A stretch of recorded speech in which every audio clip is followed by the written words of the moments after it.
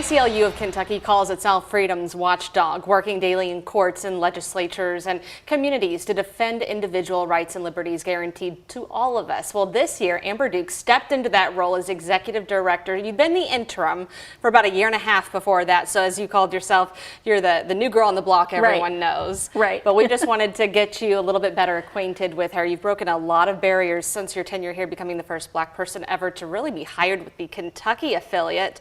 And then as the leader, of course, let's talk about some of the things that we might see your face with, or at least the ACLU, talking about the ACLU of Kentucky and the Protections Act and the abortion access fight. Sure, yes, the ACLU of Kentucky, we were one of the organizations that led Protect Kentucky Access. That was the effort back in November to challenge Amendment 2, which was an attempt to put anti-abortion language into Kentucky state constitution. That effort was overturned. So the majority of Kentuckians in November said, we don't want anti-abortion language in our constitution. And so at the ACLU, we continue our legal fight to restore abortion access in the Commonwealth. We're currently seeking a patient plaintiff, but we want to take that fight to state court. Because you did go through the courts, they pretty much said it can't be an organization fighting this cause. We have to have a woman going through this. That's correct. We our co-counsel was Planned Parenthood. We were representing doctors. We had a really kind of unprecedented ruling from the state Supreme Court that said, no, it's got to be a patient. And so we are looking for that patient.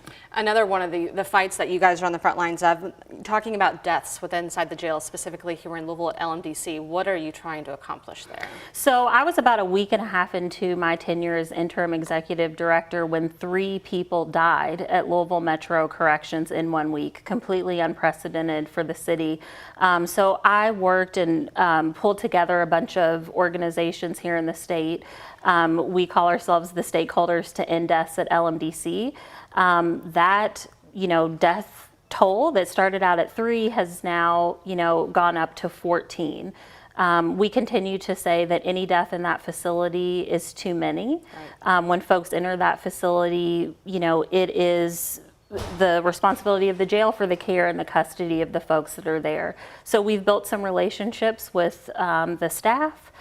We are working with city leaders on the RFP for a new health contractor for that facility. And overall, we know that a lot of folks that are ending up in our jail are folks that don't really need to be in jail. They need to have access to substance use treatment. They need access to mental health treatment.